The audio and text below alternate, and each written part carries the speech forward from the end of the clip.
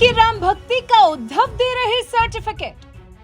कांग्रेस की आत्मा को हिंदू बताने का शिवसेना का क्या इंटरेस्ट। राम के वजूद को ही नहीं मानने वाली कांग्रेस की उद्धव को इतनी चिंता क्यों?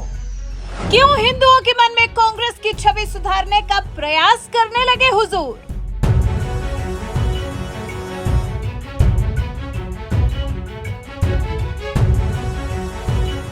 उद्धव ठाकरे बाला साहेब ठाकरे के सुपुत्र हैं। वो बाला साहेब ठाकरे जिन्हें हिंदू हृदय सम्राट के नाम से जाना जाता था, उन्हें हिंदुओं का हितैषी कहा जाता था। और कांग्रेस से तो बाला साहेब ठाकरे का रिश्ता ऐसा था कि वो एक कार्टूनिस्ट होने के नाते अपने कार्टून्स के जरिए पूर्व प्रधानमंत्री इंदिरा गांधी को खूब निशाने पर लिया करते थे। लेकिन अफसोस, अब इसी कांग्रेस की जैसे उंगली पकड़कर उद्धव ठाकरे को चलना पड़ रहा है।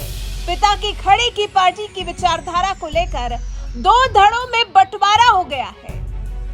अचंभे की बात यह है कि उद्धव ने ही अपनी विचारधारा से कॉम्प्रोमाइज कर लिया है। और हद तो तब हो गई जब उद्धव ठाकरे को ही कांग्रेस की आत्मा हिंदू है इसका सर्टिफिकेट देना पड़ रहा है। कांग्रेस के साथ के लिए उद्धव जैसे कोई भी सीमा लांघ जाएंगे।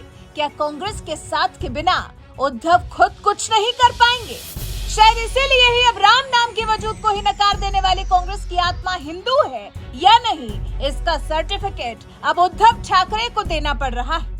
राम मंदिर के उद्घाटन समारोह में निमंत्रित मेहमानों की सूची में उद्धव ठाकरे का नाम नहीं है, लेकिन सोनिया गांधी और मल्लिकार्जुन खड़गे को जो राम मंदिर में आने के लिए निमंत्रण मिला है, इस पर उद्धव ठाकरे ने उन्हें उद्घाटन समारोह में जाने की सलाह दी है। शिवसेना यूबीटी ने कहा है, राजनीतिक मतभेदों को दूर रखते हुए यदि विशेष निमंत्रण मिला है तो उन्हें समारोह में हिस्सा लेना चाहिए, इसमें गलत क्या है? वहीं शिवसेना के मुखपत्र सामना में एक संपादकीय में कांग्रेस की आत्मा का बखान करने के साथ ही उद्धव की शिवसेना ने बीजेपी पर कटाक्ष भी किया है। कहा है, अगर उस समय प्रधानमंत्री बीजेपी से होते तो बाबरी मस्जिद नहीं गिराई जाती। दिसंबर 1992 में जब ढांचा गिराया गया तब कांग्रेस की सरकार थी और वीपी नरसिम्हा राव प्रधानमंत्री थे।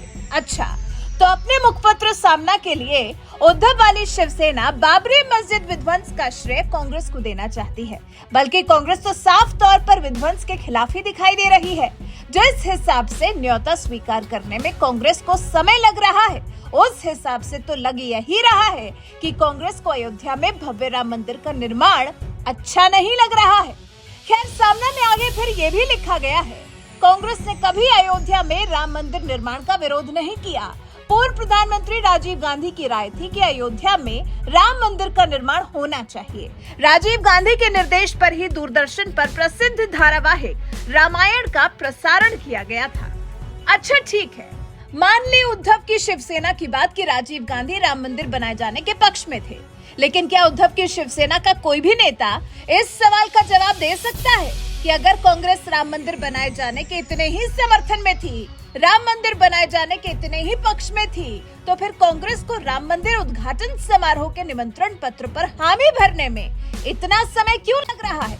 आखिर कांग्रेस को किस बात का डर सता रहा है? अगर कांग्रेस भी राम मंदिर बनाए जाने के समर्थन में थी और फिर जब से निर्माण शुरू हुआ है तब से एक बार भी क्यों नहीं लगा कि ये कांग्रेस के मन की भी हो रही है?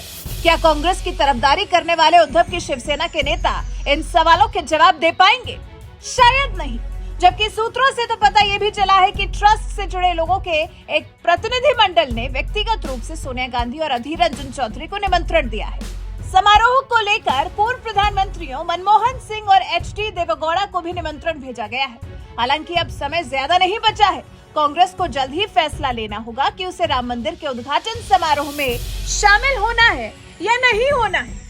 वैसे कयास तो कुछ ऐसे भी हैं कि कांग्रेस की तरफ से सोनिया गांधी या मल्लिकार्जुन खड़गे या अधीर रंजन चौधरी न जाएं, बल्कि एक प्रतिनिधि मंडल को भेजा जाए, जिससे कि मुस्लिम वोट बैंक भी सधा रहे और कांग्रेस में विश्वास करने वाले राम भक्तों को भी बुरा न लगे। वैसे क्या इस बार अपनी इस चाल में कामयाब हो पाएगी कांग्रेस? क्या इस बार हिंदुओं को फंसाने की कांग्रेस की साजिश काम करेगी, या फिर जनता भी इंतजार में है कि सोनिया गांधी कब निमंत्रण स्वीकार करेंगी? वैसे आपको क्या लगता है, आखिर राम मंदिर के उद्घाटन समारोह में जाने के लिए कांग्रेस क्या फैसला लेगी? इस बारे में आपकी राय हमें कमेंट कर जरूर बताएं। साथ ही हमें ये भी बताएं कि कांग्रेस की तरफ से बैटिंग करने की उद्धव की पार्टी को जरूरत क्यों पड़ गई? क्या कांग्रेस की प्रवक्ता हो गई है उद्धव की शिवसेना? इस बारे में आपका क्या कहना है? अपने विचार हमारे साथ जरूर साझा करें।